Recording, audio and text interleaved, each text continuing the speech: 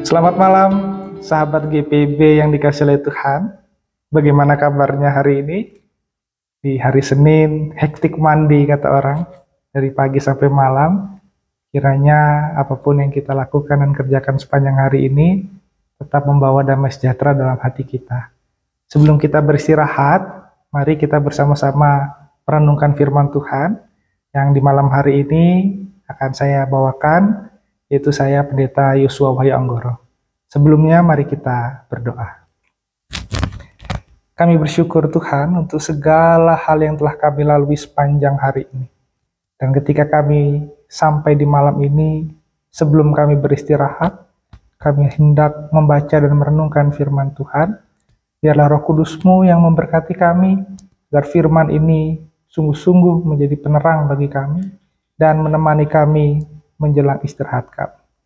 Terima kasih ya Bapa, berfirmanlah, kami siap mendengar firman-Mu. Dalam nama Tuhan Yesus kami berdoa. Amin. Malam ini kita akan merenungkan firman Tuhan dari Efesus pasal 6 ayat yang keempat, yang berkata demikian. Saya bacakan dari Alkitab terjemahan baru yang kedua. Hai bapak-bapak, janganlah bangkitkan kemarahan anak-anakmu, tetapi didiklah mereka di dalam ajaran dan nasihat Tuhan. Demikianlah bacaan firman Tuhan yang terambil dari Efesus 6 ayatnya yang keempat. Terpujilah Tuhan Yesus Kristus. Haleluya. Bapak, Ibu, saudara-saudara, sahabat GPB dimanapun berada. Manusia diciptakan Tuhan menjadi makhluk sosial. Artinya, kita tidak bisa hidup sendiri. Kita butuh berelasi dengan orang, sesuatu di luar diri kita. Dan jalinan relasi paling awal itu terjalin dan terbentuk di dalam institusi kecil yang bernama keluarga.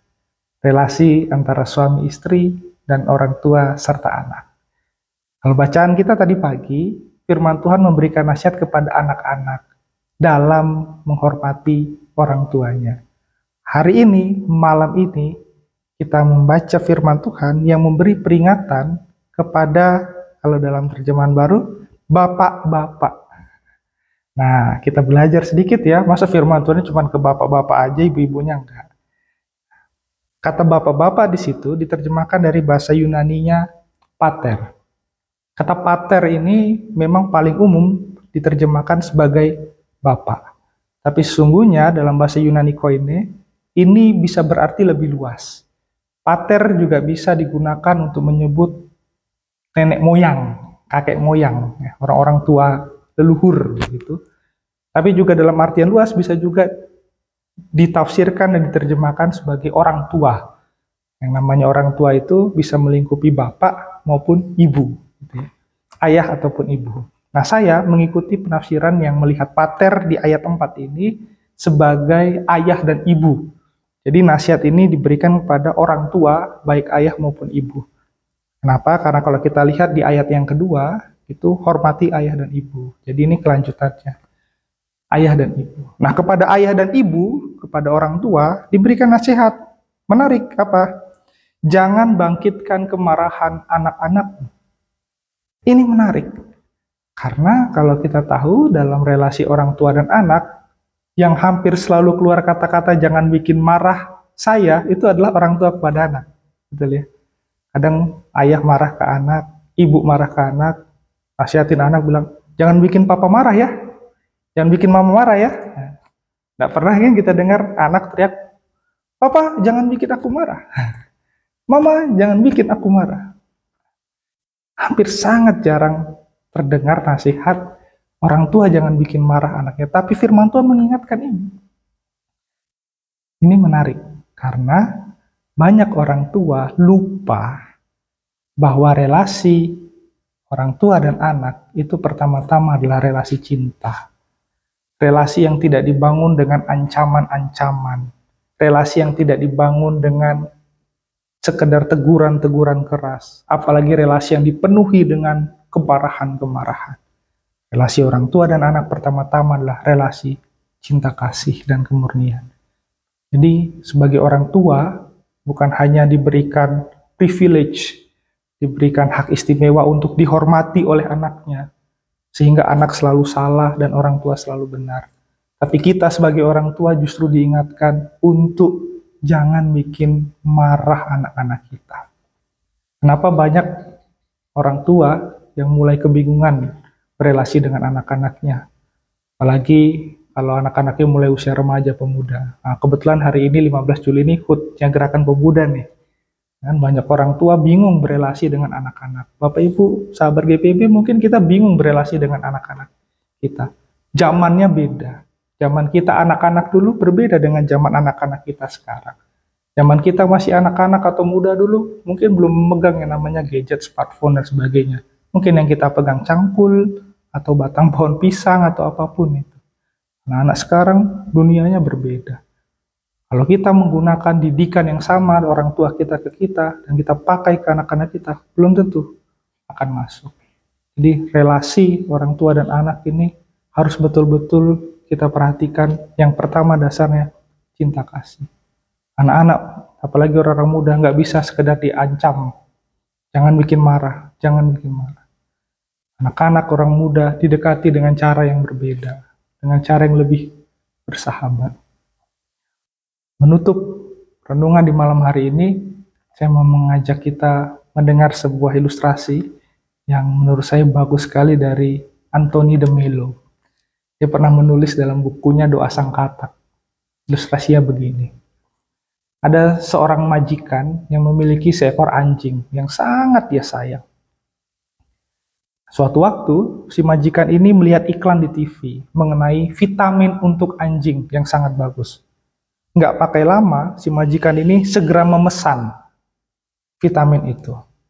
Singkat cerita, ketika vitaminnya datang, si majikan langsung memberikan vitamin itu kepada anjingnya. Wah, anjingnya dipanggil, dipegang mulutnya, mau dimasukin vitamin. Si anjing menolak.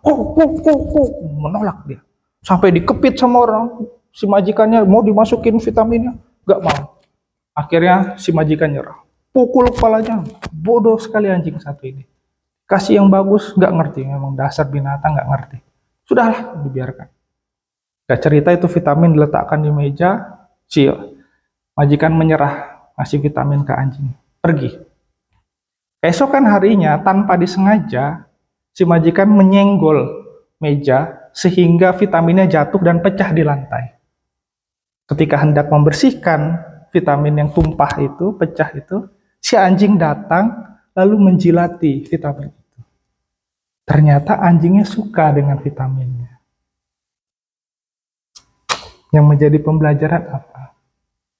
Ternyata yang ditolak oleh anjing itu bukan vitaminnya, tapi cara memberikan vitaminnya. Kadang kita sebagai orang tua punya berjuta niat baik untuk anak-anak kita. Tapi bisa jadi caranya yang tidak pas. Cara kita justru membangkitkan amarah anak-anak kita. Sehingga mereka justru jauh dari harapan-harapan kita. Kita belajar untuk memakai cara yang dibacaan kita sesuai dengan kehendak Tuhan. Sesuai dengan nasihat Tuhan, sesuai dengan ajarannya Tuhan. Bagi kita sebagai orang tua. Jika kita di sini menjadi orang tua, mari bawa diri kita kepada Tuhan dalam doa, supaya Tuhan mampukan kita menjadi orang tua yang baik untuk anak-anak kita. Tuhan mengasihi dan memberkati kita sekalian. Amin. Mari kita berdoa. Kami bersyukur Tuhan, karena Engkau memberkati kami melalui firman-Mu dan mengingatkan kami akan hubungan relasi yang baik antara orang tua dan anak. Jika kami saat ini diberikan kesempatan menjadi orang tua, kami bersyukur. Dan biarlah Tuhan mampukan kami menjadi orang tua yang penuh dengan cinta kasih. Yang tidak sekedar membangkitkan amarah anak-anak kami, tapi justru kami mampu membangun kehidupan mereka dengan lebih baik. Jika ada sahabat-sahabat GPB saat ini, jika ada di antara kami yang saat ini mungkin punya relasi yang tidak baik antara orang tua dan anak, punya relasi yang buruk antara orang tua dan anak, kami mohon di dalam nama Yesus Tuhan hadir dan Tuhan pulihkan relasi itu. Tuhan sambung kembali jembatan yang telah runtuh, dan Tuhan sambungkan kembali cinta kasih antara orang tua dan anak. sehingga hidup keluarga kami terbangun dengan indahnya di dalam Tuhan. Kami hendak beristirahat di malam hari ini, biarlah kami istirahat dengan nyenyak, dengan membawa dan meneguhkan firman Tuhan. Dan dalam istirahat kami, firman-Mu bertumbuh, berbunga, dan berbuah dalam kehidupan kami. Esok pagi kami kembali dibangunkan dengan kesegaran yang datangnya dari Engkau.